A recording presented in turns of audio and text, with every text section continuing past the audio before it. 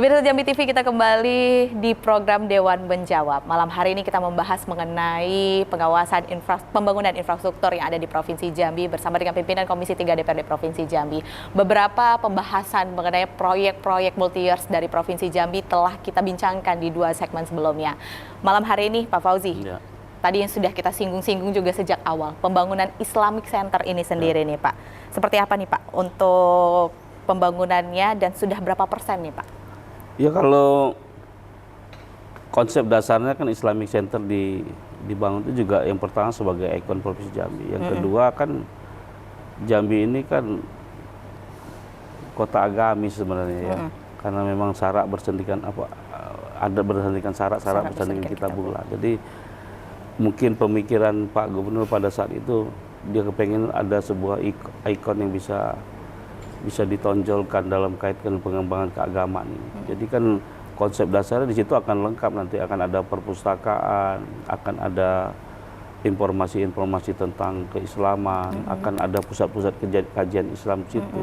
Di samping itu juga dalam momen-momen nasional bisa dimanfaatkan untuk sarana-prasarana kegiatan keagamaan di tingkat nasional di Provinsi Jambi. Sehingga ketika itu bisa dimanfaatkan seperti itu fungsinya juga pemerintah Provinsi Jambi bisa menarik anggaran-anggaran pembangunan pelengkap lainnya dari pemerintah pusat. Itu tujuan dasarnya gitu. Ya. Maka itu terjadilah dibangun. Nah, sekarang pertanyaannya, sudah direncanakan ternyata masih juga kurang anggarannya. Nah, kan kembali lagi saya bilang tadi, jangan lagi ke depan perencanaan tidak matang sehingga memunculkan adendum-adendum di dalam pelaksanaan, harus penyesuaian di sana sini, CCO dan lain sebagainya. Bukan itu dilarang, dimungkinkan secara teknis, tetapi dari aspek perencanaan menunjukkan bahwa kematangan dari perencanaan itu juga tidak ditunjukkan di situ. Buktinya sudah dibuat full desain, anggarannya kurang, anggaran tersedia akan tidak fungsional nanti. Nah, oleh karena itu ketika kami turun ke lapangan itu mendorong pemerintah agar bangunan itu fungsional dan dapat diselesaikan. Insya Allah janjinya memang bisa diselesaikan tanggal 24 Desember itu adalah akhir kontrak. Dan 3 hari yang lalu, kalau tidak salah saya baca di media sosial, itu sudah mencapai 60% lebih, 60,4 kabarnya. Artinya kan masih tersisa sekitar hampir 40%, 39 sekian persen. Nah, dengan strategi penambahan alat sesuai rekomendasi Komisi 3 dan penambahan tenaga kerja, harusnya hitungan-hitungan kami kan bisa dihitung. Misalnya satu HOK, satu hari orang kerja itu mampu mengerjakan pekerjaan seberapa besar, kan dikalikan jumlah orangnya, kemudian dicarikan beban pekerjaan yang harus diselesaikan, kemudian dilingkan dengan keterlambatan dari target tahapan tadi. Nah, itu agar bisa selesai. Ya, agar dapat diselesaikan. Nah, maka itu yang akan kita kawal. Baik, nah kita tahu juga nih Pak bahwa keberadaan Islamic Center sendiri yang berada di Kota Jambi nih Pak, tentunya di X Arena MTQ, banyak juga menjadi sorotan media dan juga masyarakat Provinsi Jambi terkait pembangunan Islamic Center ini sendiri nih Pak. Bagaimana nih Pak menurut Bapak? Saya kira memang kan dalam sebuah program pembangunan itu pasti ada akses positif dan negatifnya ya. Nah, ini yang negatifnya yang harus diminimalkan oleh pemerintah. Sebenarnya kalau kita mau jujur, dengan adanya aset itu kan seperti kemarin kita kan sukses melaksanakan STQ ya, tingkat nasional ya. Kan itu di areal itu. Dan komponen pembangunan itu juga ada pendukung-pendukung lainnya seperti misalnya bangunan-bangunan yang dikerjakan oleh PU juga fungsional. Dan acara STQ tingkat nasional bisa berjalan lancar dan kemudian ya paling tidak pemerintah Provinsi Jambi dapat nama lah di tingkat pusat. Sukses menyelenggarakan event-event bertaraf nasional di Provinsi Jambi. Nah, lebih jauh ke depan, Islamic Center konsepnya ini memang betul-betul bisa dibumikan. Dan misalnya pusat-pusat kajian Islam bisa dilakukan di situ, kegiatan-kegiatan keagamaan bisa dilakukan di situ. Kemudian juga pengetahuan masyarakat akan keislaman ini juga, itu juga akan muncul di situ. Karena nanti akan ada perpustakaan, ada sumber-sumber informasi tentang Islam yang akan ditampilkan di Islamic Center itu. Bukan hanya sebatas bangunan yang megah, kemudian kesannya hanya bangunan masjid, kemudian disebut Islamic Center, tidak, sebenarnya ke belakang. Itu juga manfaatnya juga banyak. Cuma memang itu belum disosialisasikan di tingkat masyarakat. Nah, saran kami agar bangunan ini fungsional, peran daripada Islamic Center itu juga harus informasikan kepada masyarakat sehingga masyarakat tahu, oh Islamic Center itu bukan hanya bangunan masjid untuk sholat Jumat, sholat 5 waktu, tetapi lebih jauh itu juga bisa menjadi pusat kajian Islam, kegiatan keagamaan, ada di situ ada perpustakaan-perpustakaan tentang keislaman yang ditampilkan sehingga masyarakat bisa mendapatkan informasi. Itu tujuannya membangun Islamic Center, bukan hanya sebatas untuk ibadah 5 waktu dan sholat Jumat. Baik, mungkin Ya kan? sosialisasi itu yang belum sampai ke masyarakat ya Pak. Mungkin masyarakat itu tugas taunya, pemerintah. benar, masyarakat mungkin Tapi taunya, ketika kami turun ke konstituen, kami jelaskan dengan masyarakat dan konstituen kami, pemilih kami itu kita jelaskan. Seperti saya kan dapil Merangin Serlangun, sering pertanyaan itu muncul. Kira-kira apa ya, kita jelaskan manfaatnya. Oh begitu Pak, iya. Nah kalau masyarakatnya paham, mungkin kritik terhadap Pak Gubernur mungkin menjadi berkurang lah ya Pak. Sekarang ini ke zaman digitalisasi kan, orang bisa buat TikTok, bisa segala macam gitu. Baik. Nah, mungkin juga masyarakat masih banyak yang belum mengetahui atau hanya mengetahui bahwa Islamic Center hanya sebagai ikon saja, tanpa mengetahui manfaat-manfaatnya Pak. Nah, kita pengen tahu juga nih Pak, seberapa besar urgensi pembangunan Islamic Center ini sendiri, selain pastinya juga bisa sebagai ikon dari Provinsi Jambi sendiri, manfaat-manfaat yang diharapkan ke depannya dan dampak positif bagi masyarakatnya Pak. Jadi, ini kan siklus perencanaan. Ini tahun politik. Sekarang calon kandidat-kandidat gubernur Jambi ini kan tebar persona, tebar janji, ya, janji politik. Kalau saya terpilih nanti akan membuat ini, membuat ini, membuat ini. Nah, janji membuat ini, membuat ini, membuat ini itu kan dituangkan di dalam RPJMD. Itu undang-undang yang mengamanatkan. 6 bulan setelah dilantik RPJMD sudah harus selesai. Ya kan? Nah, oleh karena itu, apakah memang ini urgent atau tidak? Karena ini menjadi sebuah janji politik, maka harus dituangkan program ini. Cuman ketika menjadi program, dia harus ada kajian. Ada feasibility study, ada detail engineering design, kemudian ada juga perencanaan teknis, ada pengawasannya. Itu yang kemudian melengkapi perencanaan itu untuk lahir sebuah program. Kalau tidak tahu kita berapa anggarannya kan. Tapi sekarang misal, kalau saya terpilih menjadi gubernur, saya akan menyelesaikan jalan di 1.213 km di Provinsi Jambi, ya kan? Karena itu janji politik, maka harus diselesaikan. Nah sekarang hari ini misalnya kalau ditanya bagaimana kondisi infrastruktur di Provinsi Jambi, belum tuntas. Karena memang kemampuan anggaran kita terbatas, ruas jalannya juga cukup panjang, kemudian tingkat kerusakannya juga cukup besar. Kan jalan mantap kita kan dilaporkan di dalam LKPJ kemarin 70 sekian persen. Ya kan masih ada sekian persen jalan yang harus memang menjadi perhatian pemerintah. Nah, berangkat dari itu pertanyaannya, apakah bangunan multi-use ini juga menjadi urgen? Sementara yang wajib saja belum tertangani. Kembali lagi bahwa ini karena memang janji politik yang harus ditunaikan, itu harus dilaksanakan. Harus diselesaikan. Baru nanti dikaji anggarannya. Baik. Harapan juga nih Pak, pastinya dengan dibangunnya Islamic Center memberikan dampak dan manfaat. Tadi Bapak juga sebutkan bahwa Islamic Center bukan hanya tempat ibadah saja, tapi juga nantinya akan ada perpustakaan, kajian-kajian Islami, kita pusatkan di Islamic Center. Pemanfaatkan yang diharapkan bagi masyarakat sekitar Pak. Pasti kita berharap banyak dampak positif untuk masyarakat, baik dari segi ekonomi dan lain sebagainya nih Pak. Ya. Jadi gini, saya kalau cerita Islamic Center karena itu di kawasan yang sebelumnya sudah dibuat perencanaan. Saya ingin mereview perencanaan 10 tahun ke belakang, 10 tahun ke belakang. Di situ kan dulu konsepnya ada zoo airport. Jadi mengkombinkan ya antara bandara dengan kebun binatang. Pernah ke Changi, Singapura, bagaimana bandaranya diintegrasikan dengan pusat bisnis.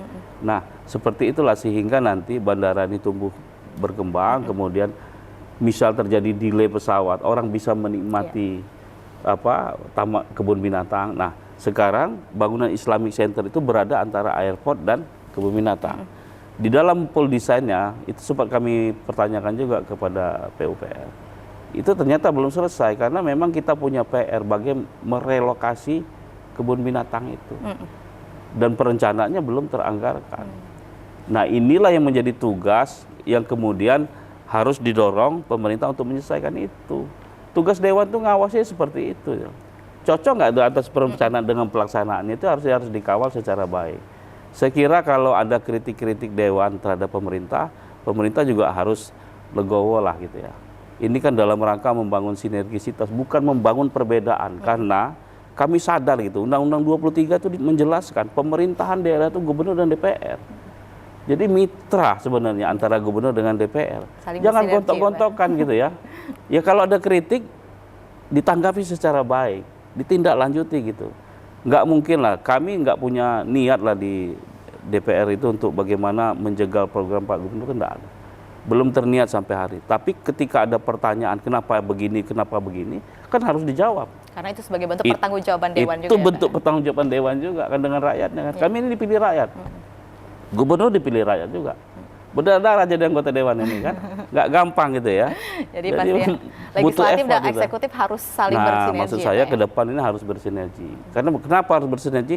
Karena undang-undang sudah mengamanatkan pemerintahan daerah ya. Pemerintahan daerah itu isinya ya gubernur dengan DPR. Maka seluruh produk-produk politik disahkan, disetujui oleh DPR. Salah satunya APBD.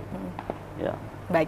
Nah, kita tahu juga Pak bahwa saat ini kita sudah berada di pertengahan tahun 2024. Oke. Dan pastinya tinggal beberapa bulan lagi Pak untuk memenuhi target penyelesaian proyek-proyek ataupun program-program multi-years ini sendiri. Gimana nih Pak rekomendasi Bapak agar semua proyek multi-years ini dapat selesai dengan tepat waktu? Yang pertama bahwa pemerintah harus konsisten dalam hal ini PUPR. Yang kedua juga menegakkan aturan secara ketat terhadap rekanan pihak ketiga yang mengerjakan ini gitu. Jadi sanksi tegas ketika ada keterlambatan harus dikasih sanksi rekanannya, karena itu menjadi tanggung jawab dia.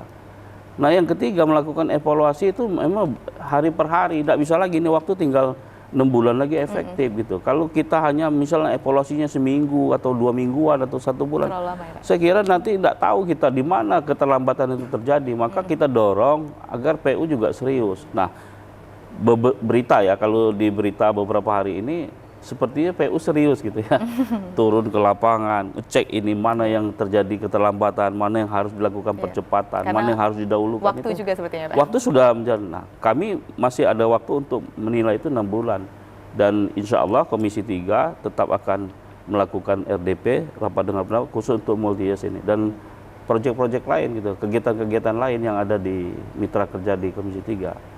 Misalnya saja masalah lingkungan gitu ya, masalah Sungai Batanghari gitu ya, masalah kawasan kumuh, masih banyak PR kita. Ya, tapi memang karena waktu juga dan memang keterbatasan. Misalnya kalau cerita infrastruktur ini banyak lah. Ada yang namanya universal coverage ya, kewajiban pemerintah Republik Indonesia dalam tanda secara ini negara kesatuan ini dengan PBB, dengan dunia. Itu kan ada SDGs. Bagaimana universal coverage itu? 100 itu air minum kita harus tersambungkan di rumah tangga sasaran. Hari ini kan masih banyak masyarakat di perkotaan di ini juga belum menikmati air bersih. Dan ini perlu perhatian khusus dari pemerintah. Kawasan kumuh harus dinolkan. Ternyata hari ini juga masih banyak kawasan kumuh. Lingkungan, ya sanitasi lingkungan juga harus 100. Ternyata hari ini juga masih banyak kawasan-kawasan yang sanitasi lingkungannya kurang Masih baik. kurang. Ya. Kalau di perkotaan saya salut sekarang. Sekarang sudah membuat apa namanya WC komunal. Jadi kotoran dari hasil produk manusia itu juga dikumpulkan, dirubah jadi energi baru terbarukan, jadi biogas. Dan bisa dimanfaatkan untuk rumah tangga, untuk masak-masak. Nah ini program yang menyentuh masyarakat seperti itu kan belum tersentuh hari ini. Saran kami, pemimpin ke depan Jambi ini, berpikirlah apa yang menjadi kesepakatan Indonesia terhadap dunia dalam rangka pemenuhan Sustainability Development Goals, SDGs ya.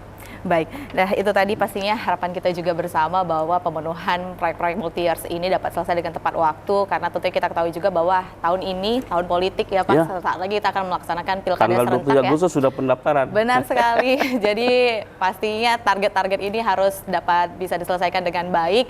Masyarakat juga pasti menantikan proyek-proyek multi-years yang pastinya bermanfaat dan memberikan dampak positif bagi masyarakat. Menutup perbincangan kita pada malam hari ini Pak, saran dan harapan Bapak sebagai pimpinan Komisi 3 DPRD Provinsi Jambi untuk pembangunan Provinsi Jambi ke depannya seperti apa? Saya kira yang pertama aspek perencanaan. Tolong dipersiapkan dulu perencanaan secara matang baru dilaksanakan. Itu yang pertama. Yang kedua, konsistensi program. Kadang-kadang mohon maaf ini otokritik ini. Karena saya pernah juga di birokrasi gitu. Kita ini kalau berganti gubernur berganti program, tidak ada yang sustainable. Berganti kepemimpinan. Saya secara pribadi kecewa gitu. bahwa kalau lihat geoposisi Indonesia, geopolitik dan geoekonomis, di kawasan timur itu kita berhadapan dengan alur laut Kepulauan Indonesia satu, di mana alur logistik dari luar negeri masuk ke Indonesia itu ya lewat situ. Nah, Jambi hanya menonton, dimanfaatkan oleh Tanjung Api-Api, Palembang, kapal bisa bersandar di sana. Apa yang terjadi? Bangkitan ekonomi masyarakat akan tumbuh di situ. Nah, itu sudah digagas dulu. Berganti pimpinan, enggak apa-apa, ini saya korektif. Berganti pimpinan, ganti program, ganti fokus programnya. Ya kan, tidak di tangan lagi, sehingga sayang 128 miliar anggaran pusat yang sudah teralokasikan di Ujung Jabung hari ini tidak terbengkalai dan tidak termanfaatkan. Pertanyaannya, sayang itu uang rakyat itu, walaupun dari APBN. Maka saran saya ke depan selaku wakil masyarakat dan secara pribadi, coba kita konsisten terhadap perencanaan apa yang kita buat, berkesinambungan gitu. Jangan terputus karena itu aset yang dibangun oleh uang rakyat.